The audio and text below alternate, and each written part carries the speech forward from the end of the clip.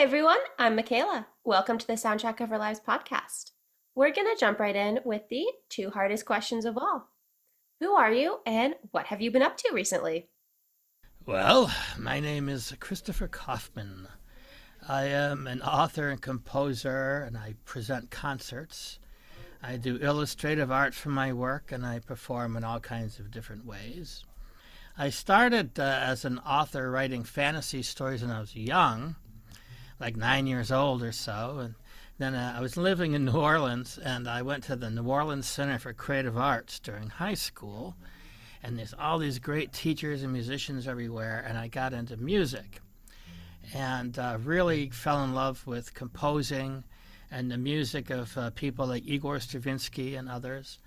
And then I went to school for composition, music composition, and I got my doctorate from Cornell University, Wow.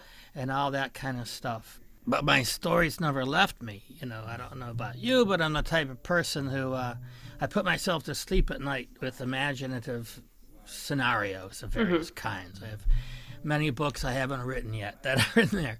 But I definitely emerged from, the schooling phase with not just my advanced music degrees and tons of music and music friends and an ongoing career as a composer, but the complete event structure of Tales of the Ocean City, my classical epic fantasy story in my head, all the way through book 8, which I'm actually finishing now 30 years Wow. later. So that's the story of that, of how I started that. And I just mentioned I'm working on book 8 now, and I'm about to present. Now, I should mention that I'm a composer and author, right? So early 2000s, all right? I'm done with school. I started writing these stories down. So let's give it a shot, And it just didn't quite really happen for me. It didn't really do it until I started creating my music laboratory at home, where you have all the orchestral sounds and you set music to films and independent movies, which I've done. And I did a lot of work with that and, learned those chops. And they said, well, why not apply that to my stories? And so I started narrating them out loud, recording it. And the words and the speaking of it was much more organic to me for my style. And then the music, I started composing the music to go with it. And then the music and the story and the narration was all happening at the same time.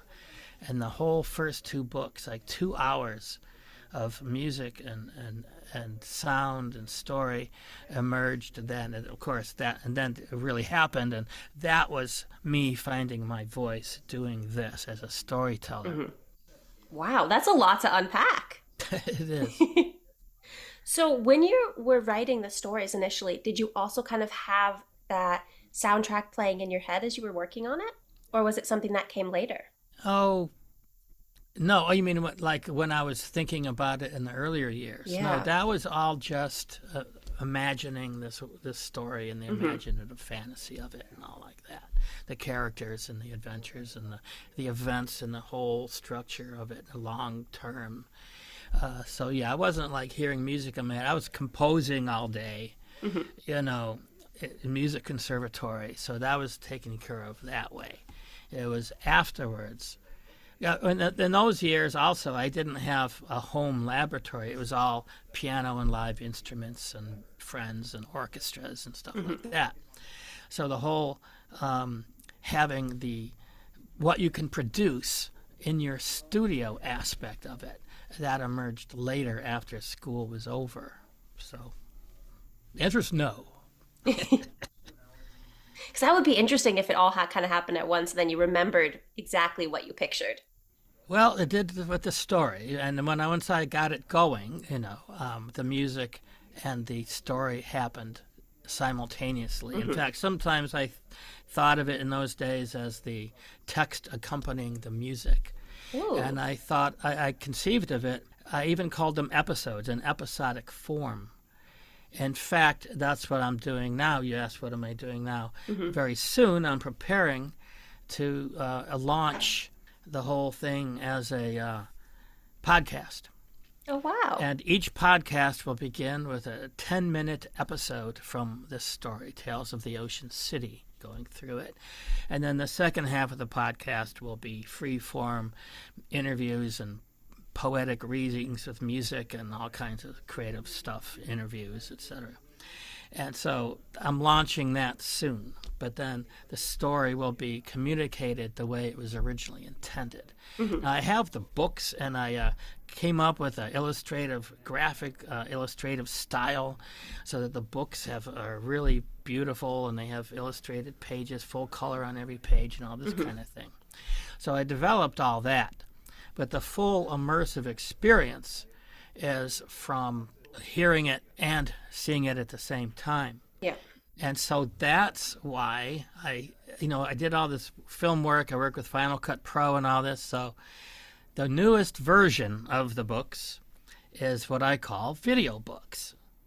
And that's where you have the pages streaming by fully integrated with the sound and narration all as one thing. And it's right there as a video book, which is kind of unique and fun. If you don't enjoy doing all this stuff, forget it, because it's a lot of work, and it takes a long time to get through to people, So that's what I'm doing now, is preparing the podcast. That's fairly exciting. Now I have an example for you. So what you'll hear on this example is like a book trailer and an excerpt of the video book. And let me set it up a little bit. So you'll hear that it says, Tales of the Ocean City is the story about a young civilization turning the corner into the future. But before they can do that, they must face an enemy from the deep past, the enemy called the Vorm, which is a beautifully conceived, complex, beautiful, and amazing bad guy. Whole hive. They have a hive mind. I can't explain it all right now. You get it as you go. But the first book is called Battle in the Sky, and it introduces the main characters, who are Harloot and Vespucian, a young man, and his lifelong companion, Vespucian. She's a Parianth, which is a kind of telepathic Pegasus.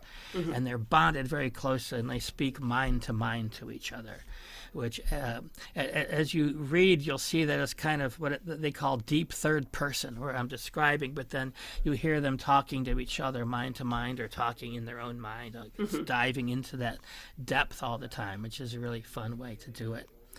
And so the first book, he's going to the Ocean City to join in the full life of the city, and then he's flying over the southern plain. It's idyllic and beautiful, and he sees the Princess Brian Lynn, and he's going over. She's flying also on her Parianth bond, and he wants to go say hello, and he's a little, scared because she's so intimidating, kind of, because she's an amazing person.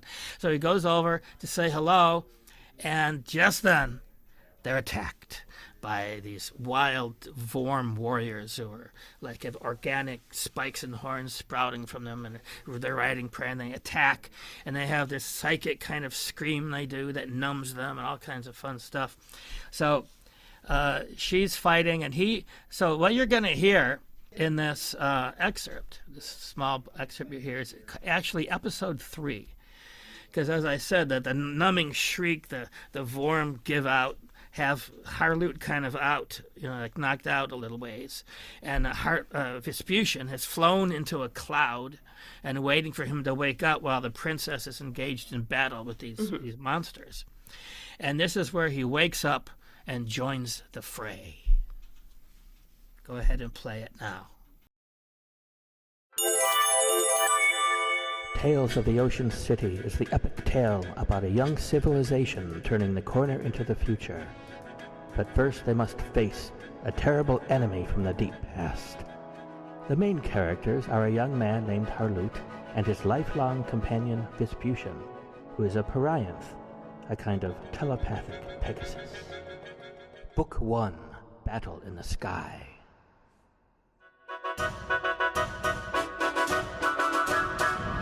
Camouflaged in a small cloud, Vespucian tread the air with her wings. She awaited Harloot's return to consciousness. Harloot's senses cleared. "What was that?" he rasped. What's happening? We were stunned by some kind of psionic blast, she replied. Her mental voice sounded coarse. She was furious with herself for being caught off guard. Prepare for battle, she urged. Tension flowed through him as he gripped Vespucian's flanks with his knees. Having no weapon, he removed his tunic and wrapped the ends in his fists. Below, the princess was in the midst of her impassioned yet ill-advised attack. Vespucian burst from their cover in the small cloud. The enemy bore down upon Brine Lynn.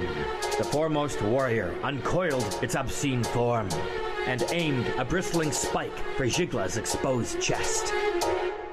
Dive, Vespucian commanded. Harloot took a quick breath and dove from her back, his arms outstretched in a swan dive. He held the ends of his rough cloth tightly in his fists.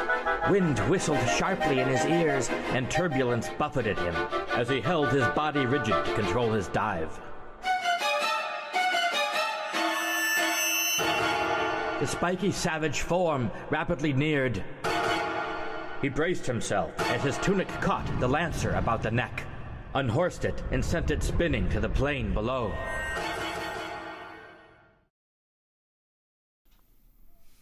Thank you. That was wonderful, wasn't it? Okay. So you hear the music is so important. It's full symphonic, cinematic music, right? It's very prominent. And so it participates very strongly with the whole thing. So when you're writing the music, do you write it while you're kind of narrating the book? Do you read the book back and kind of like the music comes to you as you're rereading it? Or do you kind of write the music knowing what you already wrote? All right. Well, that should explain the process a little bit in terms of I use a program called Logic, which you'd be familiar with if you are into composing film music and all kinds of stuff. So it's a program where, I narrate into the program a little ahead and I bring the words in and I'm composing, right? It's like a giant loom with the full orchestra right there. And I'm playing on a keyboard, but it's oboes and strings and bass drums. Is the full orchestra, and also some electronic music and sound design, Foley and all kinds of things. They all work together. Yeah. And so, it's all happening at once. Sometimes the music's a little ahead and I bring the words in. Often I will work the narration, because, when you narrate it, you say a few phrases of the same thing and you get the one you like best and you stick them together, and then bring those back into the project. Like it's on the same project, but you bring it back into where it's happening, and then continue with the music. And then sometimes the music will continue, and so they're integrated with each other. That makes sense. That's fascinating how that works for you. It's fun too. How long does it take you typically to record one of the books? Well, it's different. The first two books I worked. It's hard to I can't remember. I mean, it was like 2007 and 8, and I had a lot of time to do nothing but that. So I can work really fast. The orchestra and the music. I mean, I could admit I put in my 2,000 hours. So yeah, I can almost work at semi-improvisational speed to create the orchestra music and bring the words in. So it's very integrated now, and it works quickly. And it better be, because when I start my podcast and get all that going, I'll be like 10 episodes ahead. But I'll have to do new episodes per week, 1 a week, maybe 5 a month, something like that, in order to stay ahead of myself. I understand what that's like. Yeah. How do you manage all these different aspects of your career? Well, when it's who you are and what you've been doing for a long time, you just do it. It's a lot of work, takes time. You get up in the morning and you get right to it and do as much as you can each day. And sometimes you have to divide spend a day all on one thing. Like I have a performance in New York of a chamber music piece, and so I have to spend the day getting the music together, communicating with the musician, and getting all things set up. And then it's done, and I can get back to this. Writing-wise, though, I really love the modern, the cloud. So I can be sitting in my car waiting for my daughter, to get in, and so I can drive her to the train stop to go to school. And I'm sitting there, and I can take my phone out and write. I just tell myself one word, one phrase, one paragraph, whatever, just rewrite one phrase, just like that. Just do what I can, and then when I go home, it's on my computer, right? Because it's on the cloud, so I can lay in bed and write. I can just write wherever I am, and that really helps immensely, because all those little those times where things are like nothing's happening, or that otherwise it's waiting, you're doom scrolling. Instead, you can get something done. And then sometimes at the most, unlikely situation of that kind, you actually come up with some of your best ideas. Where would you say are the most unlikely places you've come up with your best ideas? Well, there's sitting in the car, waiting for my daughter to come to the car, or in a parking lot. The first time I did it was we went camping, and I figured, I'm going to write in the tent at night, And boy, that worked, especially since it was camping. It was really dark, camping up in the Catskills, and there were all these signs saying, "Look out for bears." And my wife was really scared of bears. So, I wrote a good monster scene during that time, inspired by my wife's terror of bears. I mean, they are scary. You don't want to encounter one. I'm not criticizing it, but it was just part of the experience, so. How do you kind of find inspiration when you feel stuck? I don't feel stuck. That's good. I've been composing and creating for so long. You just do it. You just get up and you go. Now, there are secrets. Like, with a project like this, it's never done for a long time. So you always, you get yourself to a certain place, you write, and then you leave something left for the night. So the next day, you continue easily with where you left off, right? So you can constantly do it. And if you have, 90 pages, you can go back to a different part and dive in and edit and fix up and get back into it really easily. Yeah, that's good. I'm glad that you never feel stuck. Yep, never have. With doing this for so long, what advice would you give to somebody who's kind of starting to compose their first song? Just believe in yourself. You need to, use your imagination really fully and be disciplined. When I was in conservatory, one of my teachers said, no matter what else happens in your life, you could be, some kind of crisis. You put in your 4 hours a day or whatever you can, 2 hours a day, no matter what. And it becomes who you are eventually when you graduate. So just stick it to it and believe it. Believe if you're imagining something, then, and you can hear it in your mind, or whether it's a story or music, you can do it. And then you really need to see it through. I can remember, since I started a little later than most, I can remember when I was 12 and I was first composing, and how I brought things to I had a great teacher, Dr. Bro, and he would say, nope, that's nothing, that's not it. And I said, okay then. And I kept working on it. And then magic happened. I was composing, it's 14 at this time. And I just felt it. And I imagined his response in my head, which was, I heard him saying, tremendous. I don't know why. And then when I played it for him, he said that exactly in the tone that I imagined. So I guess part of that would be, make sure you have a good mentor, teacher. So, it's not just all you. You need to be around it. If you're a composer, this is really good advice. Write for your friends. Write for your friends who will play it and believe in it, right? You write for your friends. If you play, Write for you and your friend. You know, I had a great friend named George Rosenbaum. He was a world-class violist.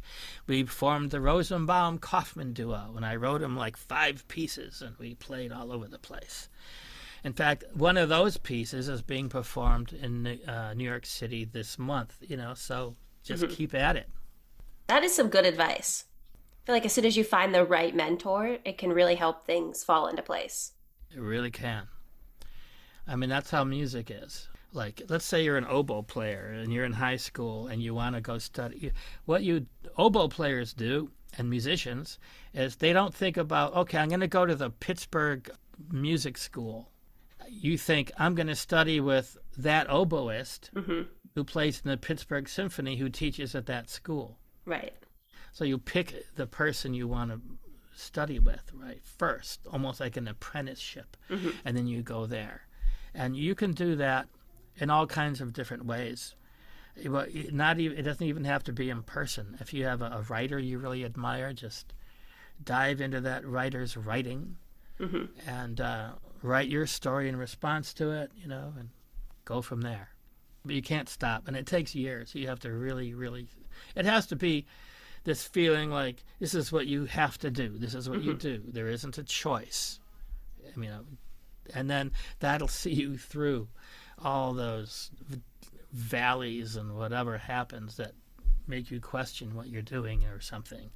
Just stay true to yourself. And that's one reason why I love the great fantasy stories, because they are metaphors for all this. Good fantasy is a metaphor for real life. Yes. All the characters and the monsters and this and that and the other, they're characterizations of parts of our humanity that you can put there and then talk about. So you can conquer obstacles in that way. Like my first book is a lot about that, conquering this mass of obstacles, and it ends in a really positive, passionate place because of that, the realness of going through what I went through during it and all like that. Hopefully, you know, provide that experience for other people when they experience it. So go for it. When you're facing those valleys, as you called them, what do you do to kind of stay motivated and keep on task? You create your own space where you define yourself. You know, for me, it's my studio. I mean, I really have it decked out with lots of Lord of the Rings stuff, and you know, just it's a magical place in here. I just come in here and I'm there. I'm in creation mode. But in earlier places, you know, if you're in a college dorm, you have to create it in your room. You know, you just have to have your place where you go, and no one else can tell you who you are, right? No one can define you. You know, so then find your friends, find your tribesmen. I remember I went through that in college where I had kind of false friends who were not supporting the most positive vision of myself, let's say. Yeah. And I made a conscious decision to change friends. And the friend that I changed to has been a lifelong buddy who was never, it would just never occur to him, to Dan, to say anything negative about me. You know, he's the godfather of my kid. He's, you know, so, but the other friends are not horrible people, but they were constantly kind of teasing, you know, and negative and not good. They just weren't it, you know. So I traded and make sure I surrounded myself with people who supported my vision of myself. So as you reawaken or awaken your imaginative life, you want to be careful. I mean, you don't have to share it with everybody. Even, you know, just be smart about it. If you have a family member that you know isn't going to be supportive of you, if you have friends who aren't going to support you as you grow, you know what I mean? Like they want to keep you back, you know, that kind of thing. You try to be conscious about that sort of thing. And, you know, keep it to yourself and do your thing, and then pow, just do it and find its place. It'll find its place out in the world, and you'll find your tribe. Yeah, it is hard to find your tribe. It takes some time. Yeah. I guess a podcast is a good way to find your tribe. That's very true. Is that what you're doing? I'm just having fun with it. I just have so much fun meeting all kinds of new people. Yeah. Just having conversations. That's the way to do it. Before I ask the last question, was there anything else you want to mention or talk about today? Well, I got to a lot of things. I would just like to invite people to talesoftheoceancity.com, and that's where you can read and see all about my stories, Tales of the Ocean City, and you can buy things if you want. Just keep your ears out too for my podcast coming up in a couple of weeks. It'll be called The Phantastic Worlds of Christopher Kaufman, spelled with a PH. I use PH because phantasmagoria is a music art term that means imagination in music, and that's what I'm all about. That's awesome. So, our last question is, what is the soundtrack of your life? I would definitely, like when I was in high school and found music, and I had friends who were like not finding themselves in some dramatic ways, and I found music, and my favorite composer of all time is Stravinsky. So I would, the Symphony in Three Movements, The Rite of Spring, the fantastic music he wrote. There's so many pieces, but the three ballets, Petrushka, the Firebird Suite. The Firebird Suite, there's a good soundtrack for your life. It has the most incredible ending, most positive, beautiful ending of any piece I've ever heard. So let's go with that one. I love it. It is a beautiful piece. Thank you. I agree. So thank you so much for taking the time to chat with me today. Absolutely. It's been a pleasure. Of course. Have a nice rest of your day. You too. Bye. Bye.